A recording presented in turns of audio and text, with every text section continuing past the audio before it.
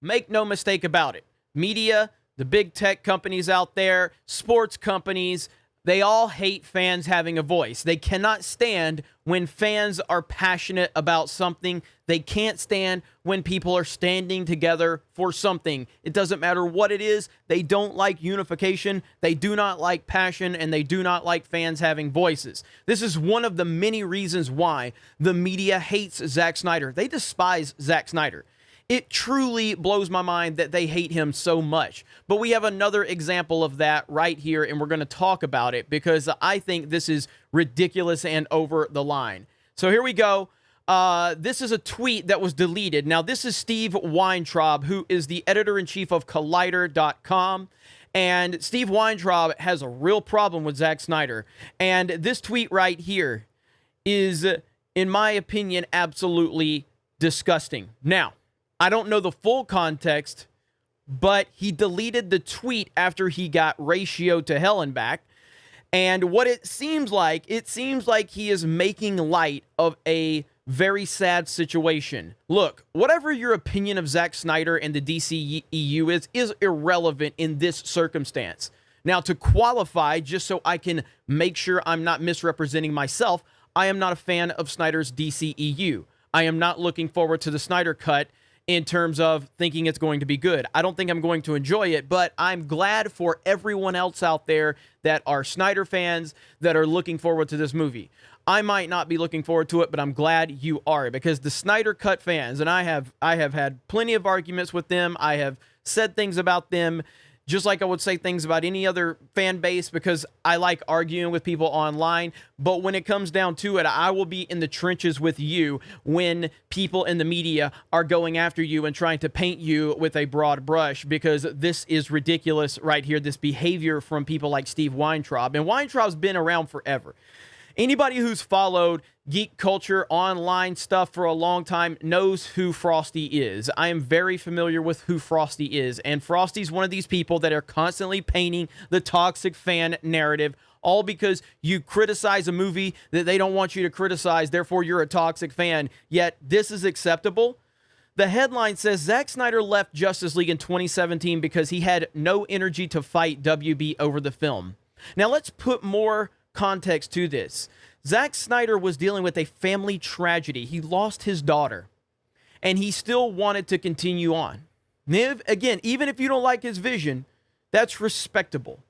And clearly there was a lot going on behind the scenes with Warner Brothers and Snyder, and we've discussed that on other streams, and there's a lot to this, and I'm not going to pretend that I know all of the details, but ultimately I want to focus on the fact that this tweet is basically showing that Zack Snyder was dealing with a lot personally. He had a lot of emotional weight on him, and he just didn't have the energy to continue fighting with Warner Brothers over this film so he could see his vision completely realized.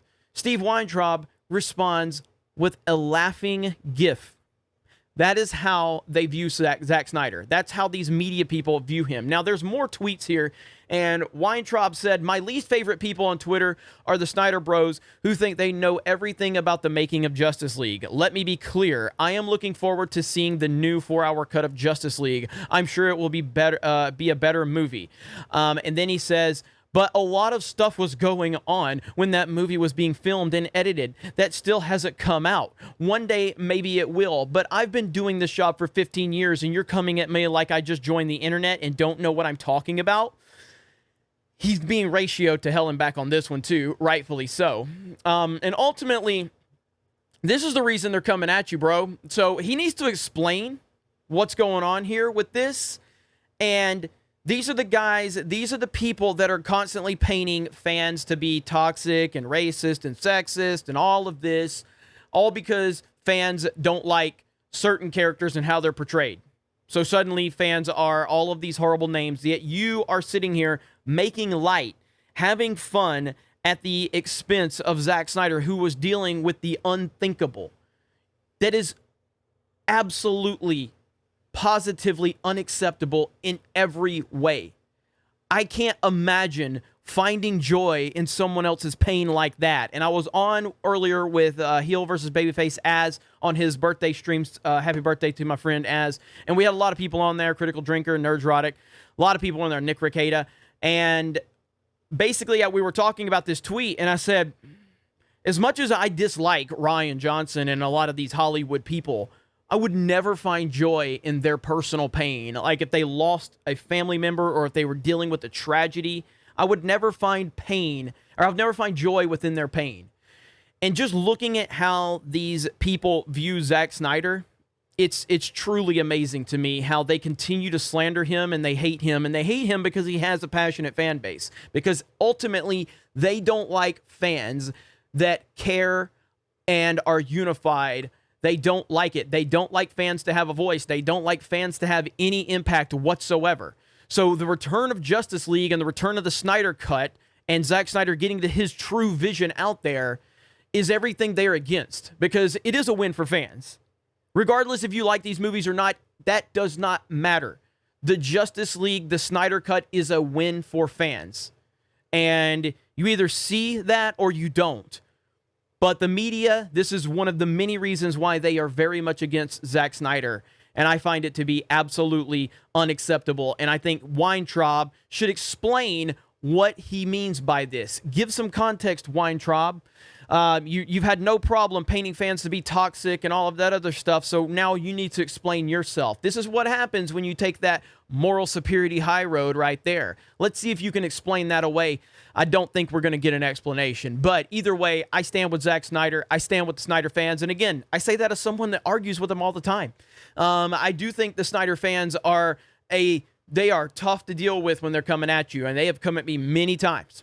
And that's totally fine, because they are passionate and they love Zack Snyder and his vision, and they love these movies. And even if I disagree, I respect where they're coming from. And I truly respect Zack Snyder as a man and as a filmmaker. And we'll see. Yeah, I'm happy for the Snyder Cut fans. I want them to enjoy this movie. That's not to mean that I'm not going to criticize it once it comes out if I don't like it. I will be completely honest about it when it comes out. But I will not be trying to take their joy away at all.